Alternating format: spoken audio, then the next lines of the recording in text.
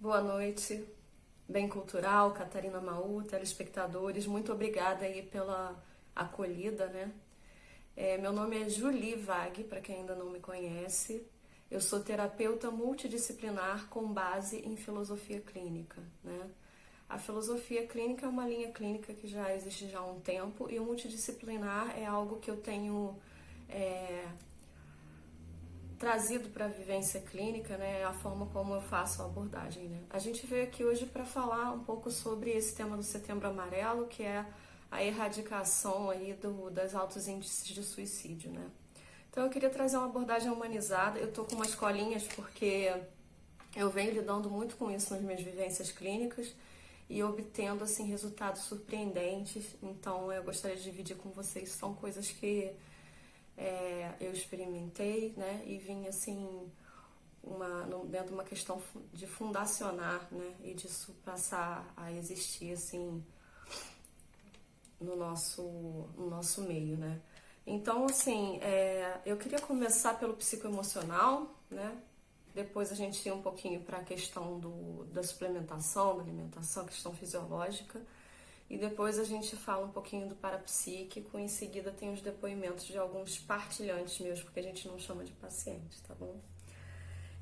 Iniciando aí pelo psicoemocional, eu gostaria de dizer primeiro aí uma lista do que você não dizer, né? Essa lista foi eu que fiz, existem muitas, mas ela nasceu da minha vivência clínica. A primeira coisa, um pouquinho antes disso também, é o entendimento da responsabilidade, né? Da corresponsabilidade, né? Porque nós, seres viventes aqui no universo, na sociedade, né? Nós somos corresponsáveis por qualquer resultado em qualquer outra pessoa, em qualquer alteridade, né? É como a gente vê, tem umas frases lindas aí, né? Circulando de grandes pensadores, de grandes gurus, e uma delas é que não existe o outro, né? Nós somos uma só coisa. Então, quando alguém isoladamente está numa situação de uma iminência de suicídio, está numa fase de ideação suicida, todo mundo é corresponsável, e esse exemplo da gente ser corresponsável ajuda essa pessoa aos poucos ganhar autonomia e ser autorresponsável, né? Então, como corresponsáveis, essa lista do que não dizer, né? É interessante porque ela norteia um pouco a pessoa que não está no universo clínico, que é o amigo, o familiar, né? Não diga, isso é viagem da sua cabeça, é fantasia, isso passa. Não diga, né? Não é viagem, porque aquilo que a pessoa está responsabilizando, né, por ter atirado lá no abismo, é apenas o que eu chamo aqui na minha vivência clínica de situação gatilho, né? Por baixo daquilo tem várias camadas, coisas da vida inteira, coisas do inconsciente, coisas que a gente não vai entender quando as conversa. Então não é coisa da cabeça da pessoa, né? Se dê ao valor, não diga isso. Primeiro porque como que a pessoa vai simplesmente dar um estalo e de repente ela vai conseguir fazer do jeito que você está falando. Segundo que ela já se dá ao valor, por isso ela está tentando alguma coisa, né? Pare de reclamar, né? Não fale para ela parar de reclamar. Ela precisa extravasar e ela não tem que extravasar sendo positiva num momento como esse. O que ela tem que extravasar é a treva, é a sombra. Tem que colocar realmente isso para fora e escoar isso. E tem que ter quem ouça, indiferentemente do teor, né? Porque você é tão pessimista. Não digam, né? Que isso tem a ver com o anterior também, né? A pessoa, ela não é pessimista porque ela está tentando algo, né? Ainda que esse algo seja suicídio, não. Então ela está fazendo um movimento, então ela acredita que tenha algo que mate o desconforto existencial dela, né?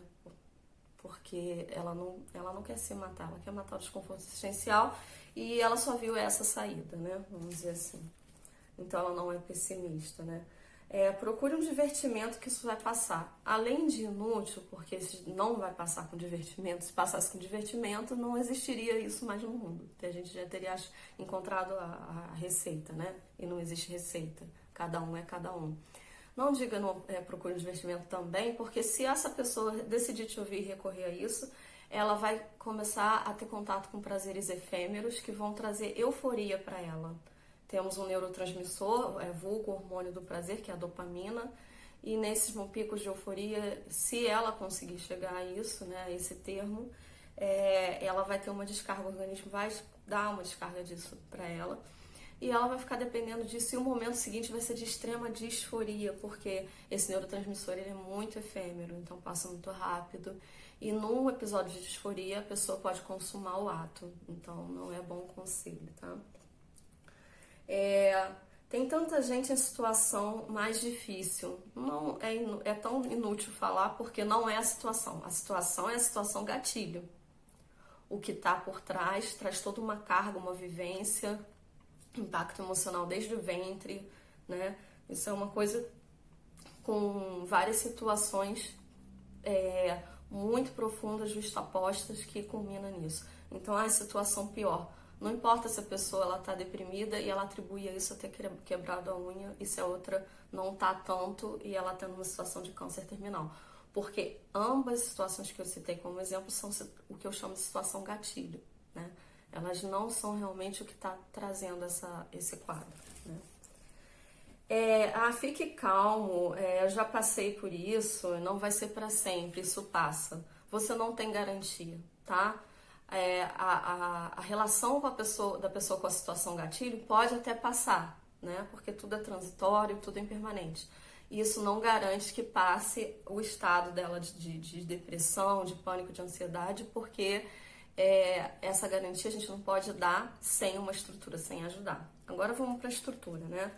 A estrutura é não dizer isso e é acolher. Para acolher, eu tenho alguma coisa aqui. Todos somos corresponsáveis, então a gente tem que se responsabilizar, chegar junto mesmo, se sentir corresponsável, para dar o exemplo para aquela pessoa saber também ser autorresponsável, né? E começar a colaborar no sentido de uma melhora, numa rede de apoio, né?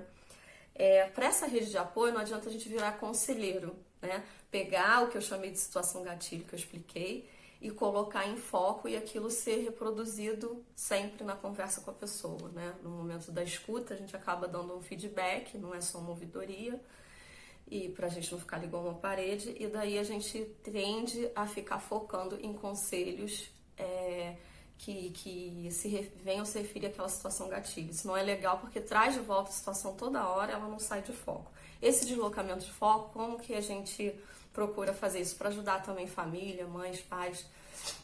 Eu não tenho como passar a técnica em minutos, né? Isso é toda uma vivência clínica de anos e mais é todo o estudo. Mas assim, uma coisa eu garanto. Se você não focar em dar conselhos a respeito do que a gente chama de situação gatilho, que é aquilo que a pessoa está atribuindo, ter deixado ela assim, você desloca o foco para a própria pessoa, porque geralmente a situação gatilho tem todo um contexto, tem outras pessoas. Deslocar o foco para a pessoa é valorizar a pessoa, é ver o que ela tem de bom, o que ela pode vir se envolver, gostar, processos criativos e outras coisas. Claro, isso tem todo um processo e com calma, né? É muito importante também o que eu denominei resultante transubjetivo, né? Para que ele seja de vulto. O que é isso? É nada mais do que a interseção entre as pessoas que estão acolhendo e aquele sujeito, aquela subjetividade que está na fase de ideação suicida, né? Ou que está deprimido. O que é isso?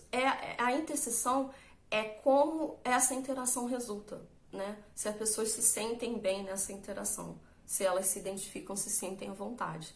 Para que você gere um resultante transubjetivo de vulto, né, com uma interseção positiva, você tem que mergulhar no universo da pessoa, entender como ela é como sujeito, entender a essência da pessoa. E aí você tem que fazer transformar, né, deslocar a sua forma de expressão e de linguagem um pouco para dela, né? Tentar estar um pouco dentro dela. Para isso, a gente não tem como ser sempre muito isento, imparcial, técnico, né? Com aquele profissionalismo berrante. Por quê? Porque isso é importante, a gente não vai ferir os códigos de ética, né, das nossas respectivas profissões, mas isso é menos importante do que um resultante transubjetivo de vulto. É menos importante, e isso nada mais é do que identificação e confiança mútua, né? Se para você conquistar a confiança você tiver que, como é que eu posso dizer? se deslocar para um ponto de mais intimidade, mesmo que isso diminua a sua capacidade de isenção, né? E implique numa questão emocional que você possa em algum ponto ser tendencioso, você tem que colocar isso na balança, né? E nos valores que regem uma boa acolhida numa situação de suicídio iminente, os valores da confiança, o valor da confiança mútua, ele ganha da isenção estrita, 100% de isenção, tá? Então isso é hiper importante, né? Essa relação tem que ser horizontal, né? Tem que gerar intimidade. Você pode dar, você pensa que se você der exemplo de quando você estava mal, tal, não um exemplo para você dizer que saiu e que se saiu bem, mas um exemplo para dizer que no espectro humano a gente passa por isso, que aquela pessoa não tem culpa de estar nessa condição, né? Mas ela tem corresponsabilidade para sair, mas ela não está sozinha, né? Então, o que é horizontal? A relação é de iguais, entre iguais, né? Todos nós somos potenciais suicidas, quer queiramos admitir ou não. Então, nós temos que dar um exemplo do passado, no momento que a gente não estava legal, para humanizar e horizontalizar, não ser uma relação transversal, né? De um familiar, pai, mãe, fazendo assim com o filho, transversalizando, o próprio profissional da área da saúde mental, né, transversalizando, né, parecendo que aquela pessoa é vulnerável, ele não. Não, nós somos todos vulneráveis e esse campo de confiança mútua, de identificação, ele vai ajudar bastante nessa questão. Então tem que ter essa intimidade, né? Então, assim, esses são os pilares que ajudam numa abordagem efetiva, né? Efetiva, que tem trazido resultados surpreendentes na minha vivência clínica, tá? E também eu acho de suma importância as ferramentas que você pode usar. Por isso que, assim, a multidisciplinar, ela acaba sendo muito eficaz, porque depois que você entende, né, quem é esse sujeito na íntegra, essa essência, né, essa pessoa, como ela representa a realidade, você sabe quais as ferramentas você vai multidisciplinarizar, né? Vai utilizar em cada sessão ferramentas que tenham a ver com aquelas pessoas. É ferramenta criativa, é ferramenta de vocal, é exercício de respiração, é coisa que tem a ver com a voz, é coisa que tem a ver com a esfera parapsíquica. É só escuta e ouvidoria, é uma conversa que não tem nada a ver com o caso em si. É algo que estimula aquela pessoa a viver novamente, estar na sessão, uma conversa que estimula o raciocínio dela, a gente filosofa, sabe? Isso tudo tem que ser levado em consideração, porque aquilo tem que causar uma motivação para a vida na sessão, e não é só na sessão, no que eu chamo também de rede de vigilância, tá? Que é o outro ponto ainda na esfera psicoemocional. Eu chamo de rede de vigilância, gente, o seguinte, eu sou terminantemente contra a pessoa entrar com uma contenção de emergência, para essa pessoa ter algum processo de internação ainda que breve, tá? Isso traz sequelas para a pessoa depois, ela costuma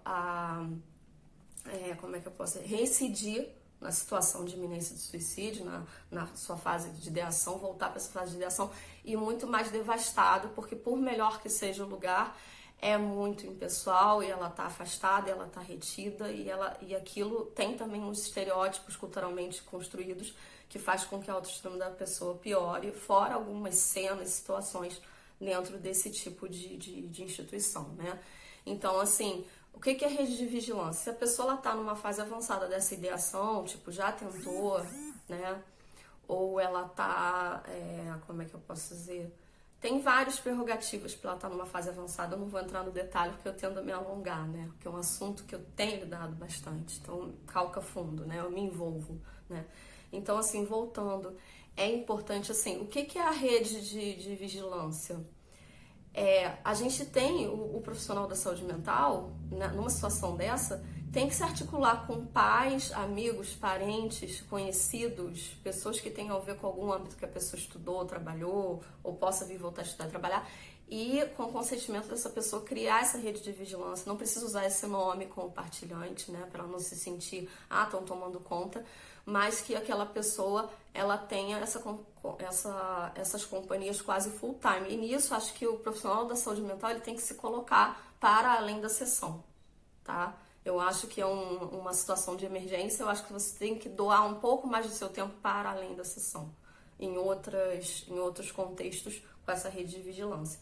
Essa, para mim, é a alternativa a essa questão da retenção, que não tenho como concordar que isso possa ajudar, né? Compreendo a família que recorre a isso, né? Por isso que eu tô agora me referindo aos profissionais, porque a família, num primeiro momento, ela não podendo estar ali full time, ela vai fazer isso, né? Para que não aconteça o pior. Agora, a gente indo para uma perspectiva da suplementação e da alimentação, eu gostaria de dizer primeiro que eu não abordo isso sem conhecimento de causa. Na minha vivência clínica eu tenho uma equipe e dentro dela tem um nutrólogo e um médico ortomolecular, ambos são naturopatas, tá? E eu não posso divulgar nome porque eles têm uma carta vasta de pacientes já, tanto na modalidade paga como na modalidade, né, da filantropia e deles estarem acolhendo. Mas assim, eu estudo com eles, a gente faz estudos, né? Eu faço um curso de extensão com eles. E aí eu vou ter que ler a colinha aqui para a gente falar sobre alimentos. Primeiro, porque isso entra no que eu falei no começo sobre a abordagem tem que ser integrativa. Nós somos seres parapsíquicos, fisiológicos e psicoemocionais, tá? Ou seja, mentais e emoção, tá? Isso tudo é uma coisa só integrada. Então, a gente vai agora para essa esfera da alimentação e suplementação. Por quê? Eu vou dizer agora claramente, é um ponto de vista, não é obrigada a ninguém a concordar, mas assim, ao invés de você passar um laudo para que aquela pessoa tenha, alguém interceda, né, na esfera da psiquiatria medicamentosa, eu não acho legal. Eu acho que a psiquiatria medicamentosa, ela tem trazido muitos quadros de dependência daquele medicamento, de interação medicamentosa com substâncias que a pessoa possa vir recair, que ela esteja fazendo uso. E depois eu não vejo, no geral, claro que eu estou generalizando, tem muitas pessoas muito competentes, uma eficiência em ir retirando essa medicação, né, e a pessoa não contrair essa dependência. E também a psiquiatria medicamentosa, ela flerta muito com essa questão dessas instituições de contenção. Existe um lado profissionais muito bons e muito idôneos, mas existe uma máfia muito grande também com os laboratórios, com o sistema manicomial. Então, é uma coisa que eu não costumo passar o laudo e recomendar. Se for uma emergência de imediato, assim que a pessoa pisou aqui na clínica, pode acontecer, mas eu não posso... Eu continuo acompanhando e eu vou estimulando, motivando para que aquilo seja rapidamente substituído pelo nutrólogo e o ortomolecular, tá bom? Então vamos ali, alimentos que combatem a depressão. O cacau, ele tem um efeito sobre as endorfinas. Aí vocês podem pesquisar esses termos, porque eu não vou ter tempo suficiente, né, de programa para... A castanha do Pará, ela tem zinco e selênio, que melhora a função cerebral e atua sobre o humor e sobre tireoide.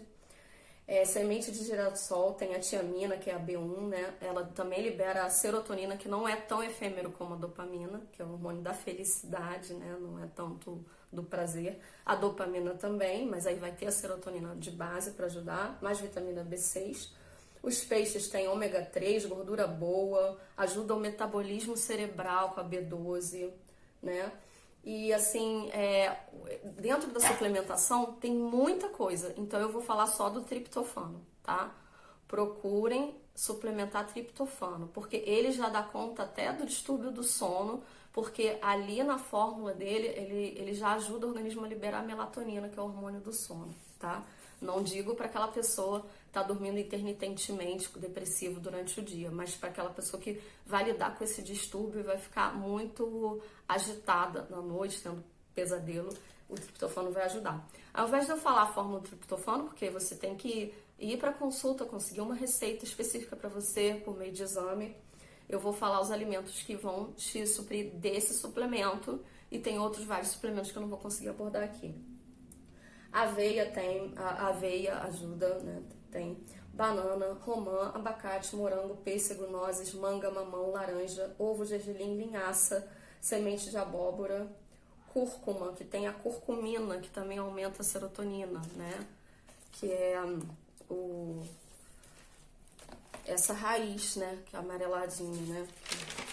Enfim. Tem aqueles que eles causam a depressão, né? Alimentos com 0% gordura, porque eles têm muito sódio, fast food, açúcar, adoçante artificial, porque ele corrobora a queda da serotonina, açúcar refinado, cafeína, porque ele traz insônia realmente, mesmo para quem não sente isso, porque ele não dá agitação, ele dá alerta, né? Você fica com mais coceira, sente posição do travesseiro pior, é difícil. Óleos hidrogenados, coisas processadas, biscoitos, bolos, pães, essas coisas assim.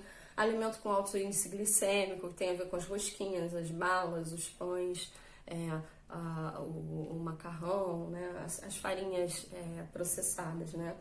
Então é isso, tá? Existe chá também, blends de chá que auxiliam no combate a essa depressão que dá pra gente passar, tá? É basicamente isso. Agora, então, eu gostaria de falar rapidamente sobre a esfera parapsíquica. O que é a esfera parapsíquica? É a esfera espiritual. Só que o nome parapsíquico, ele tá numa esfera das ciências que estudam parapsiquismo. Uma delas que eu fiz alguns cursos, bem poucos, mas que eu flerto muito, aqui na vivência clínica, é a conscienciologia. E aqui a gente trabalha com bioenergia, mobilização de energia, uma série de questões, autopesquisa através de sonho lúcido. Então, assim, se você, quando você fizer a leitura da estrutura de pensamento do seu partilhante, entender quem é aquele sujeito, ele for muito cético, você não vai abordar esses termos com ele. Você vai ajudar na esfera parapsíquica sem que ele tenha essa percepção, se for algo que você crê, tá? Então você vai externalizar energia, trabalhar energias com ele, trabalhar por desassédio, né? Vulgo desobsessão, porque a palavra desobsessão é mais utilizada nas esferas espiritualistas, que já são mais pro lado da religião, cientificamente seria assédio. E aí você pode trabalhar ali só você. Se ele realmente é alguém que acredita nessas coisas, considera esse lado, você pode abordar diretamente com ele e vai ser bem legal, porque vocês podem começar a fazer coisas muito interessantes juntos, né? E aí eu gostaria de falar de dois aspectos, só que não vai dar para falar de todos. Um, que contribui para uma ideação suicida, ele estar assediado, vulgo obsediado, né? E aí a gente tem várias ferramentas para trabalhar isso. Além da situação gatilho dele, das coisas que são realmente psicoemocional dele, né? Mas é muito comum que ele esteja assediado, principalmente assediadores que são ex-dependentes químicos, né? Quando estavam aqui ainda no soma, né? Vulgo encarnados, e daí eles querem, através da gente, continuando a consumir tudo, isso é muito comum. A outra, se você for abordar diretamente com ele, é o entendimento de que esse pós-vida, né? Então, depois que ele descartou o soma, né, como os próprios médicos falam, né, dissomou, nesse pós-vida ele não se livrou do desconforto existencial. Quem comete suicídio, né, ele tem no campo da ação e reação, né, na psicosfera que ele mesmo projeta, gera e materializa, uma situação de ficar para sempre preso naquela situação gatilho. Seja na esfera do espiritualismo, que vai falar dos umbrais, seja na esfera da ciência, que vai falar da baratosfera, né? Em contextos e ambientes que a própria pessoa cria, aquela psicosfera, porque ela traz com ela gravado, né? Nos diversos veículos dela, né? Corpos. E naquilo ele vai ficar para uma eternidade, até que seja socorrido, venha, né, uma equipe do amparo, mas isso é demorado, ele mesmo tem que ir desconstruindo aquilo. Ele vai ficar uma eternidade preso na situação gatilho a que ele quer evitar e que ele quer matar ali, tá bom? Agora, gente, me alonguei já demais. Seguem alguns depoimentos muito emocionantes de alguns ex-partilhantes e partilhantes. Quis que uma delas fosse uma mãe de um partilhante, né? Para dar voz às mulheres, à mãe, para colocar alguém da família. Eu espero que curtam. Uma delas, ela tá nessa categoria, nesse público PCD, né? Tem necessidades especiais, e ela deu um oi assim breve. Ela é maravilhosa. Ela é do escopo aí da esfera dos partilhantes de gratuidade, né? Eu tenho ficado full time com ela. Algumas dessas pessoas saíram de quadros de depressão, né? E outras de quadros de suicídio, tá bom? Fiquem com eles e no finalzinho vou tocar uma musiquinha pra vocês. Beijo. Oi, meu nome é Bruna. Eu vim aqui para compartilhar um pouquinho da minha experiência com terapia. O que me levou a fazer terapia foi um relacionamento, mas depois eu percebi que, na verdade, o que eu precisava era me reconectar comigo mesma, com a minha essência, porque todo mundo enfrenta desafios na vida e em vários momentos parece que eles são mais pesados do que a gente consegue suportar. Mas eles não são. Eu acredito que a vida é uma grande escola e tudo que acontece com a gente é um aprendizado que a gente precisa passar para crescer e para nos fortalecer. Então, nesses momentos que parece que pesa demais, a gente precisa pedir ajuda e saber que isso não é um sinal de fraqueza, muito pelo contrário, é um sinal de força, porque exige coragem admitir que nem sempre a gente vai conseguir enfrentar tudo sozinho. E eu acho que a terapia faz bem para todo mundo, porque nos ajuda a trazer mais clareza e mais equilíbrio para a vida. Então, eu venho para falar um pouco sobre a minha experiência como partilhante. Meu nome é Francine, eu tenho 29 anos, eu sou estudante de veterinária e eu tenho muita dificuldade com comunicação. Tinha, né? Agora eu tô melhor. Na minha formação, na minha graduação, eu tive muitas dificuldades com a competição dos alunos. Tanto na competição no trabalho também, no trabalho que eu estava, quando eu comecei a ser partilhante. Eu sempre fui muito tímida, muito pequena, eu me sentia muito pequena, sentia que eu não ia conseguir o meu lugar. E isso se concretizava porque eu não corria atrás. Eu deixava os outros irem na frente e eu não pegava o meu lugar tanto na profissão como no meu trabalho. E isso me deprimia muito, isso me deixava muito triste, muito frustrada. Eu pensei em desistir várias vezes dos meus sonhos. Quando eu comecei a ser partilhante, a Julie me mostrou com o sistema multidisciplinar, filosofia clínica, tudo que eu tinha o meu lugar. E eu comecei a aprender um pouco sobre isso. Eu não vou dar a minha experiência mais íntima, porque é uma coisa mais minha e dela, né?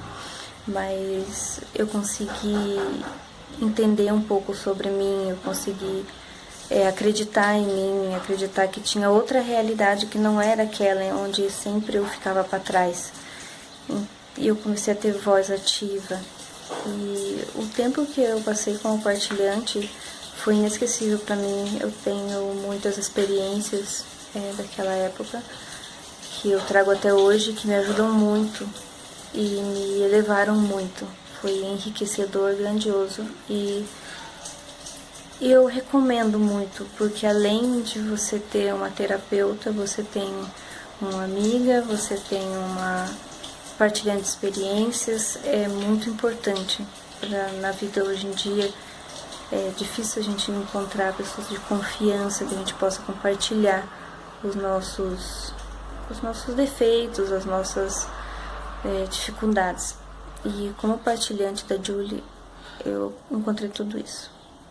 E ela me ajudou muito. Muito obrigada.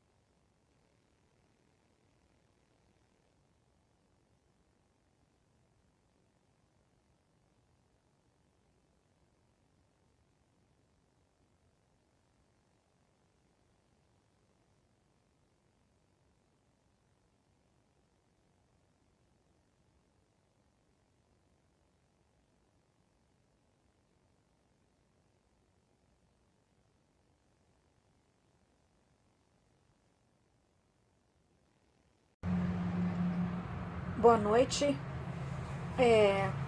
O que falar do suicídio, né?